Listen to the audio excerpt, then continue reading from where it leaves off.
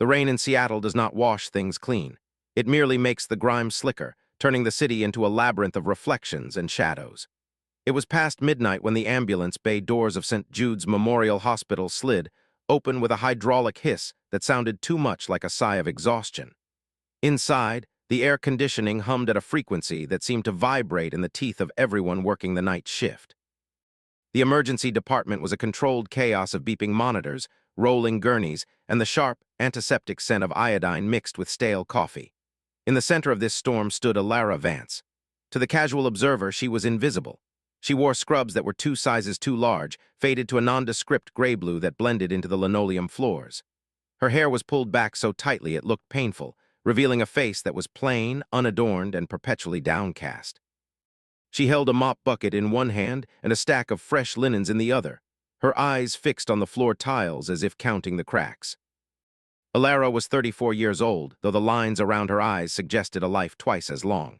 She had been working as a janitorial assistant at St. Jude's for 3 years.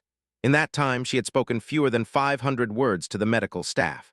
She was known only for her silence, her efficiency, and her ability to disappear the moment a doctor raised their voice. The nurses called her the ghost. The orderlies joked that she didn't breathe. But tonight, the atmosphere in the ER was heavier than usual. A storm was brewing outside, mirroring the tension inside. The triage board was full, red tags, critical, and standing near the nurse's station, tapping a stylus against his tablet with aggressive rhythm, was Dr. Julian Thorne. Dr. Thorne was the attending physician on duty, a man whose reputation was built less on his surgical skill and more on his ability to navigate the hospital's political hierarchy.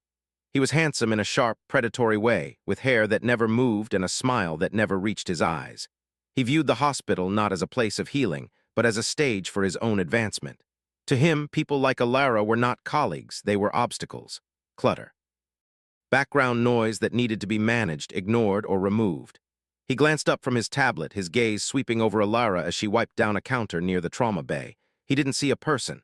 He saw a stain on his perfect environment. He sneered, a micro-expression of disdain that lasted only a fraction of a second, but Alara saw it. She always did. She lowered her head further, gripping the handle of her mop until her knuckles turned white. She said nothing. She had learned, through years of painful practice, that silence was the only armor that held up under fire. If you are enjoying the tension building in this story, please take a moment to hit the like button. It helps us bring more narratives like this to light. Now, let's look closer at the world Alara inhabits. St. Jude's Memorial was a flagship institution in the Pacific Northwest, a beacon of modern medicine that attracted the best talent and the most funding. But beneath the gleaming glass facade and the donor plaques, the culture was rotting. It was a hierarchy based on pedigree, not competence. If you went to the right medical school, if you had the right last name, you could do no wrong. If you were an immigrant, if you were poor, if you were quiet, you were expendable. Alara fell into all 3 of the latter categories. She had arrived in Seattle with nothing but a duffel bag and a name that wasn't hers. She had taken the janitorial job because it required no background check that dug too deep, no references that asked too many questions. She needed to be invisible. She needed to survive. Invisibility is a double-edged sword. When you are unseen, people say things in front of you that they would never say if they thought you were listening. They discuss their mistakes. They mock their patients. They reveal their insecurities. Alara heard everything. She heard Dr. Thorne complain about the burden of treating uninsured patients. She heard the senior nurses gossip about which residents were sleeping with whom. She heard the administrators talk about budget cuts that would sacrifice safety for profit. She stored it all away, filing each piece of information in the vast, organized library of her mind. She was not just cleaning floors, she was observing, she was waiting. But for what? No one knew, not even Alara, perhaps, knew exactly what she was waiting for. She only knew that she could not leave, not yet. The debt she owed was not financial, it was moral, and until it was paid, she would remain the ghost in the machine. The social hierarchy of the ER was rigid. At the top were the attendings like Thorne, gods in white coats who wielded power like weapons. Below them were the residents, eager and anxious, trying to mimic the arrogance of their superiors while hiding their ignorance. Then came the nurses, the backbone of the operation, often overworked and underappreciated, caught between the demands of the doctors and the needs of the patients. And at the bottom, beneath even the interns, were the support staff, the janitors, the transporters, the clerks. They were the ones who cleaned up the blood, the vomit, and the messes that the doctors refused to acknowledge. Alara was at the very bottom of this pyramid. And Dr. Thorne made sure she stayed there. Vance, Thorne's voice cut through the ambient noise, sharp and commanding. Alara stopped mopping. She did not look up immediately. She finished the stroke, placed the mop in the bucket, and then turned. You missed a spot. He pointed to a nearly invisible speck of dust on the baseboard. Do I have to teach you how to do your job, or is incompetence part of the package? The nearby nurses froze. One of them, Sarah, a young RN with kind eyes, looked down at her charts, unwilling to intervene. To challenge Thorne was career suicide. Alara looked at the baseboard. It was clean. She knew it was clean. She had cleaned it 10 minutes ago, but arguing was futile. Arguing gave him power, so she nodded once and moved to wipe the spot again. Sorry, doctor, she whispered. Her voice was soft, raspy from disuse. Thorne smirked. He enjoyed this. It was a small victory, a tiny assertion of dominance that fueled his ego. See that it doesn't happen again. We have standards here, standards you seem incapable of understanding. He turned away, dismissing her as easily as he would dismiss a fly. Alara continued wiping the clean baseboard. Her face remained blank, but inside a cold fire burned. It was not anger. Anger is hot and chaotic. This was something else. It was focus. It was the calm of a predator watching its prey make a mistake. Because Thorne was making mistakes. Small ones, careless ones, and Alara was watching. She saw the way he rushed through patient histories. She saw the way he ignored protocol when he was tired. She saw the way he prescribed medications without checking for interactions, relying on the pharmacists to catch his errors. He was arrogant, and arrogance in medicine is fatal. Before we continue, if this story resonates with you, consider subscribing to our channel. We dive deep into stories of hidden strength and justice served. Your support keeps these narratives alive. Now back to St. Jude S. The night wore on. The rain intensified, lashing against the windows like handfuls of gravel. The ER grew busier. A multi-car pileup on the interstate had sent a wave of trauma patients through the doors. The staff moved with practiced urgency, but the strain was showing. Thorne was in his element, barking orders, moving from bed to bed, playing the hero. But he was sloppy. He was tired, and he was distracted by a phone call from a hospital administrator discussing a potential promotion. He was more concerned with his image than his patients. Alara moved through the chaos like a shadow. She restocked supplies. She cleared debris. She emptied biohazard bins, but she also watched. She watched Thorne treat a young man with a head injury. She saw him skip the neurological exam, assuming it was just a concussion. She saw him discharge a woman with abdominal pain, diagnosing it as gastritis without ordering an ultrasound. Each mistake was a thread in a tapestry of negligence, and Alara collected every thread. She didn't write them down. She didn't need to. Her memory was photographic. It was a gift and a curse. It meant she could never forget the faces of the people who had been hurt by men like Thorne. It meant she carried their pain with her every day. There were breadcrumbs, subtle hints that Alara was not who she seemed. One night, a resident dropped a tray of surgical instruments. Before they hit the floor, Alara's hand shot out, catching the tray with impossible speed and precision. She didn't spill a single scalpel. The resident stared at her, bewildered. "How did you?" he started. Alara simply placed the tray on the counter and walked away.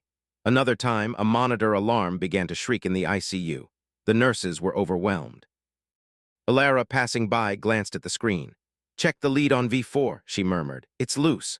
The nurse checked. It was loose. The alarm stopped. The nurse looked at Alara, suspicion flickering in her eyes. "How did you know that?" Alara didn't answer. She just kept walking. These moments were rare, fleeting, but they were there.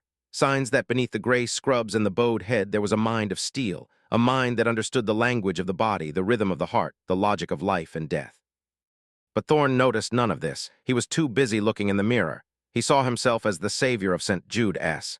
He believed his own press releases, and that belief made him blind. It made him vulnerable. And on night, that vulnerability was about to be exposed. The crisis began not with a bang, but with a whisper. A code blue was called in Trauma Bay 3. A cardiac arrest. Thorne rushed in, pushing past the nurses. "Clear," he shouted, charging the defibrillator. The patient, a 50-year-old man named Arthur Penhaligon, lay still on the table. His chest rose and fell with the mechanical breaths of the ventilator. Thorne delivered the shock. The body jerked. The monitor flatlined, again and again. "Epinephrine," Thorne ordered. 1 milligram. The nurse administered it, still no rhythm. "Push another," Thorne snapped. He was sweating now. His confidence was cracking. He was losing control, and when Thorne lost control, he became dangerous. He started shouting at the nurses, blaming them for the delay, blaming the equipment, blaming anyone but himself. "Why isn't he responding? Check the leads, check the pads." He was frantic, desperate. The room was tense, the air thick with fear. Arthur Penhaligon was dying, and Thorne was killing him with his panic. Alara was in the corner emptying a trash bin. She watched the monitor. She watched Thorne. She saw the pattern. She saw the subtle widening of the QRS complex before the arrest. She saw the history on the chart. Arthur had a pacemaker, an older model. Thorne had ignored it. He had treated the symptom, not the cause, and now the pacemaker was interfering with the defibrillation. Every shock Thorne delivered was being absorbed by the device, useless energy dissipating into metal instead of restarting the heart. Thorne didn't know, or he had forgotten. In his arrogance, he had skipped the basic step of checking the patient's device history. If you're feeling the frustration of watching injustice unfold, you're not alone. Leave a comment below telling us what you think Alara should do. Should she stay silent or step in? Your thoughts matter to us. Now let's return to the trauma bay. The clock was ticking, 2 minutes since the arrest. 3. Brain damage was setting in. Thorne was preparing for a third shock, his hands shaking. "Charge to 200, he yelled. The nurse hesitated. "Doctor, maybe we should check the pacemaker settings." Thorne spun on her. "Do what I say, charge it." The nurse flinched, obeying. The room held its breath. This was it, the moment of truth, and Alara knew with absolute certainty that if Thorne delivered that shock, Arthur Penhaligon would die, not from the cardiac arrest, but from the incompetence of the man trying to save him. Alara set down the trash bag. She took a step forward, then another. Her movements were slow, deliberate. No one noticed her at first. They were all focused on Thorne, on the dying man, on the flashing lights, but Alara saw everything. She saw the sweat on Thorne's brow. She saw the fear in the nurse's eyes. She saw the life slipping away from Arthur. And she made a choice. It was a choice she had sworn never to make, a choice that would break her silence, a choice that would expose her secret. But she had no other option. Integrity demanded it. Service demanded it. She could not stand by and watch a man die for the sake of her own safety. She reached the side of the bed. Thorne was raising the paddles.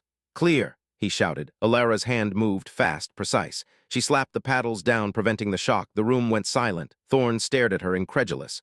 "What are you doing?" he hissed. "Get out of here, you're fired, get out." Alara didn't move. She looked him in the eye. For the first time in 3 years, she lifted her head. Her eyes were not downcast. They were clear, sharp, intelligent. "He has a Medtronic Model 5000 pacemaker," she said. Her voice was calm, steady. "The shock won't work. You need to magnetize the device to inhibit pacing, then defibrillate, or you'll kill him." Thorne blinked. "What?" "Magnetize the device," Alara repeated. "Place the magnet over the generator, then shock." The nurses stared. Thorne laughed, a harsh, brittle sound. "You're a janitor. You don't know anything about medicine. Get security." But Sarah, the young nurse, hesitated. She looked at the chart. She looked at the patient. She remembered the mention of the pacemaker in the intake notes Thorne had skimmed. "Doctor," she said quietly, "she might be right. The model number, it's on the bracelet." Thorne's face turned red. "I am the attending. I say what happens here. Security." 2 orderlies rushed in. They grabbed Alara's arms. She didn't resist. She didn't fight. She just kept her eyes on Thorne. "If you shock him now," she said, her voice carrying over the noise, "he will go into asystole, and you will be responsible." Thorne sneered. "Take her out, throw her out, call the police." As they dragged her away, Alara didn't scream. She didn't beg, she just watched. And as the doors closed behind her, she heard the sound of the defibrillator charging. She closed her eyes. She prayed. No. Tea for herself, but for Arthur. This is a pivotal moment. If you want to see how this unfolds, please hit the subscribe button. We are just getting started. The injustice is about to spike. Alara was thrown into the hallway. The orderlies shoved her against the wall. "Stay there," one of them growled. "Don't move." Alara slid down the wall, sitting on the floor. She could hear the commotion inside the trauma bay. She could hear the shout of "clear." She could hear the thud of the shock. And then, silence. The monitor alarm changed tone. A long, continuous beep. Asystole, flatline. Thorne had done it. He had killed the patient, and he had blamed Alara for distracting him. Within minutes, the hospital administrator, Mrs. Gable, arrived. She was a woman who valued optics over outcomes. She found Alara sitting in the hallway, surrounded by security. "Ms. Vance," she said, her voice cold. "Dr. Thorne reports that you interfered with a medical procedure, that you assaulted a doctor. Is this true?" Alara looked up. "I tried to save a patient's life." Mrs. Gable sighed. "Dr. Thorne says you were disruptive, dangerous. We have a zero-tolerance policy for violence against staff. You're terminated, effective immediately. Please hand over your badge and leave the premises." Alara stood up. She handed over her badge. She didn't argue. She didn't explain. She knew it wouldn't matter, not yet. The system was designed to protect the powerful. And Thorne was powerful, but Alara had something Thorne didn't. She had the truth, and she had patience. She walked out of the hospital into the rain. She didn't have an umbrella, she didn't have a coat, she just had her dignity. And as she walked away, she knew this wasn't over, it was just beginning.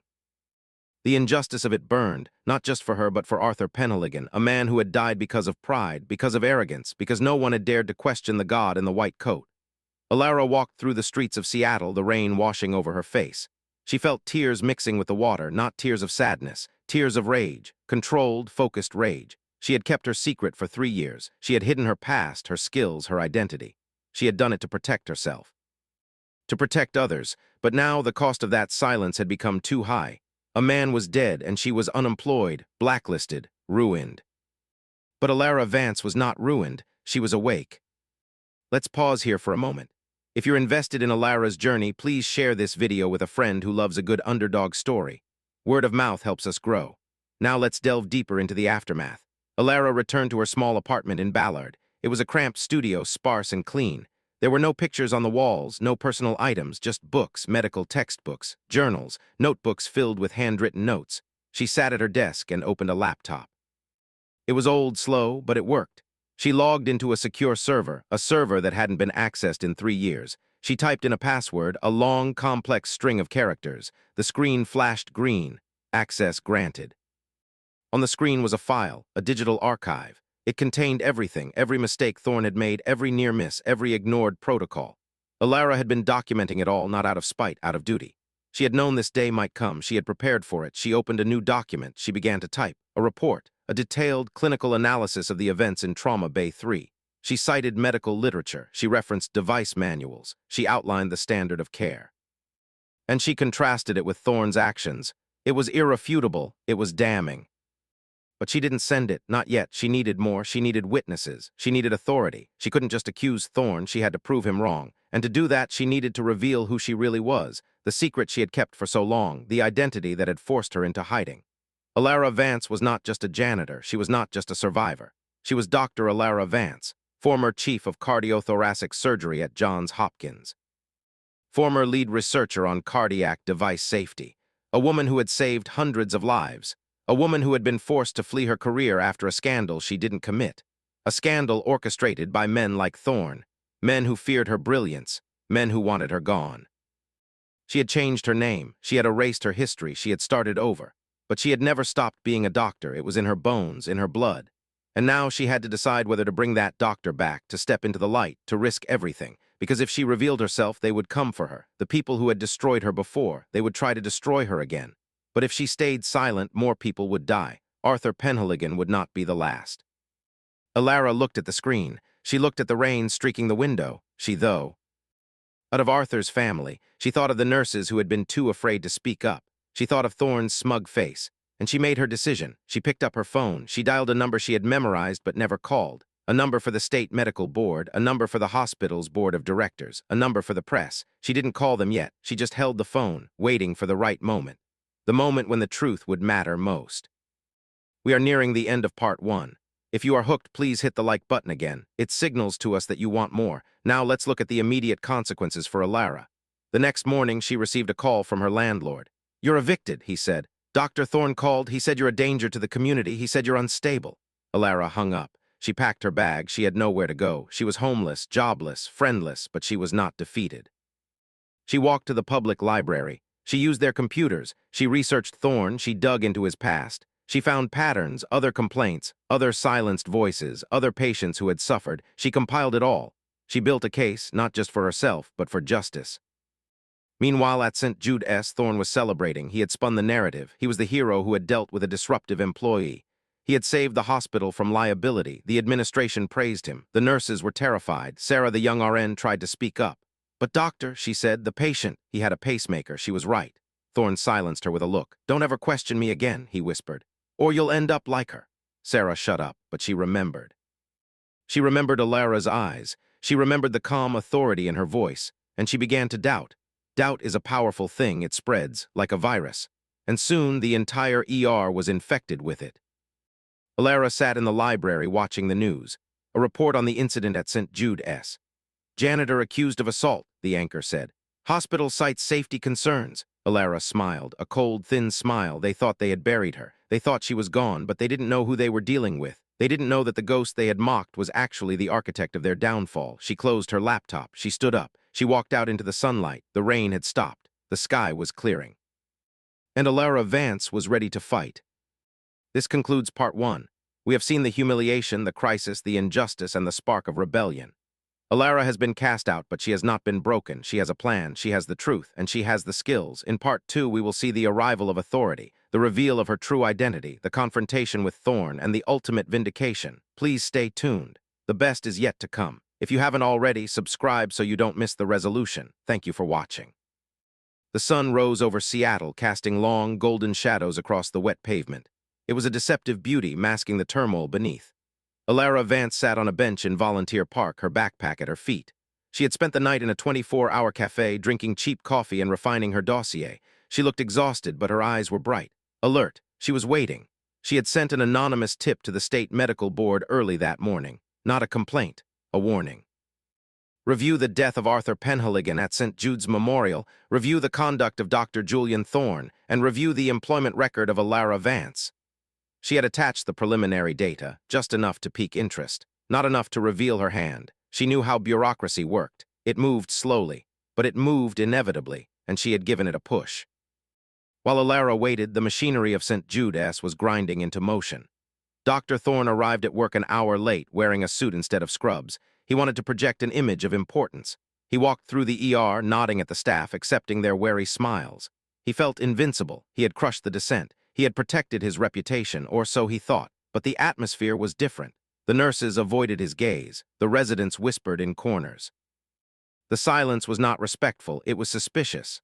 Thorne ignored it. He went to his office and closed the door. He poured himself a cup of coffee and sat at his desk. He opened his email. There was a message from the hospital administrator, Mrs. Gable. "Please come to my office immediately. Bring your records for patient Penhaligon."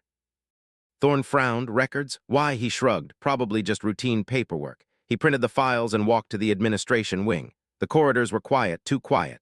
As he approached Mrs. Gable's office, he saw 2 men in suits standing outside. They weren't hospital security. They were strangers, serious, official. Thorne's stomach tightened. A small knot of anxiety for met in his gut. He pushed it down. He was Dr. Julian Thorne. He had nothing to fear. He knocked on the door. "Come in." Mrs. Gable's voice trembled slightly. Thorne entered. Mrs. Gable was sitting behind her desk, pale and stiff. The 2 men stood by the window. One of them, an older man with gray hair and glasses, stepped forward. "Dr. Thorne?" he asked. "Yes," Thorne said, straightening his tie. "Who are you?" "I am Inspector David Ross from the State Medical Board," the man said. "And this is Mr. Henderson, legal counsel for the hospital's board of directors. We are here to conduct an immediate investigation into the death of Arthur Penhaligon." Thorne laughed nervously. "An investigation? That's unnecessary. It was a tragic outcome, but we followed protocol. The janitor." She was disruptive. She caused a delay. Inspector Ross didn't smile. "We have reviewed the initial reports, and we have received additional information that contradicts your account. We need to see the raw data, the monitor logs, the device history, and we need to interview the staff, all of them." Thorne's confidence wavered. "This is absurd. I am the attending physician. My word is final." "Not anymore," Mr. Henderson said softly. "Not when there are allegations of gross negligence and potential criminal misconduct." Thorne felt the floor tilt beneath him. Criminal misconduct for a failed resuscitation? It was unheard of unless they knew something he didn't, unless they knew about the pacemaker. But how? He had covered it up. He had blamed the janitor. He had. "Where is the janitor?" Inspector Ross asked. "Alara Vance, we need to speak with her." Thorne relaxed slightly. "She's gone, fired, escorted off the premises. She's not a problem anymore." Inspector Ross exchanged a glance with Mr. Henderson. "That is unfortunate. We were hoping to verify her credentials. It seems there is some confusion regarding her identity." Thorne frowned. "Credentials? She's a janitor. She has no credentials." "Is that so?" Inspector Ross pulled a folder from his briefcase. He opened it and slid a photo across the desk. It was a picture of a woman in surgical scrubs standing next to a renowned cardiologist. The woman was younger, her hair longer, but the eyes were unmistakable. It was Alara. "Does this look like a janitor to you, Dr. Thorne?" Thorne stared at the photo. His blood ran cold. Who is that?" That, Inspector Ross said, is Dr. Alara Vance, former chief of cardiothoracic surgery at Johns Hopkins, a pioneer in cardiac device safety, a woman who published the seminal paper on pacemaker interference during defibrillation, the very paper that outlines the procedure you failed to follow last night. The room spun. Thorne gripped the edge of the desk. No, that's impossible. She's nobody. She is somebody, Mr. Henderson said, and she has just filed a formal complaint, along with evidence. Evidence that suggests you knowingly ignored standard protocol, evidence that suggests you falsified records, and evidence that suggests you have a pattern of such behavior. Thorne stumbled back. This is a setup. She's lying. She's crazy. We'll let the facts decide, Inspector Ross said. Now, please hand over your badge. You are suspended pending the outcome of this investigation. Do not leave the building. If you are feeling the satisfaction of seeing the tables turn, please hit the like button. Justice is sweet, isn't it? Now let's see how Alara plays her hand. While Thorne was being stripped of his power, Alara was still in the park. Her phone buzzed, a text from an unknown number. They are there, it's happening. It was Sarah, the nurse. Alara had given Sarah her number before she left the hospital, a risky move but necessary. Sarah was her inside source, her witness. Alara stood up. She didn't go to the hospital, not yet. She went to the media. She had contacted a local investigative journalist, a woman named Linda Chen who had a reputation for exposing corporate corruption. Alara met her at a coffee shop downtown. She handed over the dossier, the full dossier, everything, the mistakes, the cover-ups, the history, and her own story. Linda Chen read it in silence, her eyes widened. This is explosive, she whispered. Why didn't you come forward sooner? Because I was hiding, Alara said. From people who wanted me dead, but I can't hide anymore, not when lives are at stake. Linda nodded. I'll run it tonight, but you need to be there at the hospital when the story breaks. You need to face them. Alara took a deep breath. I'm ready. Back at St. Jude's, the news was spreading. Thorne was locked in his office. The staff was in shock. Sarah gathered the nurses in the break room. Did you know, one of them asked, about Alara? Sarah shook her head. No, but I suspected. She knew too much. She was too calm, too precise. What happens now? Now, Sarah said, we tea. LL the truth, all of it. The nurses nodded. They were afraid, but they were also angry at Thorne, angry at the system, and inspired by Alara. They began to write statements, detailed accounts of Thorne's behavior, of his arrogance, of his mistakes. They signed them. They handed them to Inspector Ross. The case against Thorne was growing, becoming undeniable. Before we move to the climax, please subscribe if you haven't already. We are building a community of storytellers and truth seekers. Your support means the world. Now let's return to the hospital. It was mid-afternoon when Alara arrived. She didn't wear her gray scrubs. She wore a simple black dress. Her hair was down. She looked different, stronger, taller. She walked through the main entrance past the security guards who didn't stop her. They recognized her, not as the janitor, but as the woman in the news. The headlines were already online. Hidden genius, janitor exposed as top surgeon. St. Jude's scandal, doctor suspended. The hospital was in chaos. Reporters crowded the lobby. Cameras flashed. Alara walked through them, ignoring the questions. She had one destination, the ER. She entered the trauma bay. It was empty, clean, but the memory of Arthur Penhaligon hung in the air. Alara stood in the center of the room. She closed her eyes. She took a moment to honor him, to promise him justice. Then she turned and walked to the nurses' station. The staff was there, watching, waiting. Sarah stepped forward. Dr. Vance, she said. The title hung in the air, heavy, respectful. Alara nodded. Thank you, Sarah, for your courage. We're ready, Sarah said, to testify, to help. Alara smiled. Let's finish this. At that moment, Dr. Thorne emerged from his office. He looked disheveled, defeated. He saw Alara, he saw the reporters, he saw the inspectors. He realized he had lost, but he wasn't going down without a fight. He marched toward Alara, his face twisted in rage. You, he shouted. You ruined me, you liar, you fraud. The room went silent. Everyone watched. Alara didn't flinch. She looked at him with pity. I didn't ruin you, Julian. You ruined yourself. I just held up a mirror. Thorne lunged at her, but Inspector Ross stepped in, blocking him. That's enough, Dr. Thorne. You're under arrest for negligence and falsification of medical records. Please come with us. Thorne struggled. You can't do this. I'm a doctor. I'm important. You were a doctor, Inspector Ross said. Now you're a defendant. As Thorne was led away in handcuffs, the ER erupted. Not in cheers, but in relief, in release. The tension that had suffocated the staff for years was gone. The god had fallen, and in his place stood a human being, a woman who had chosen service over status, truth over comfort.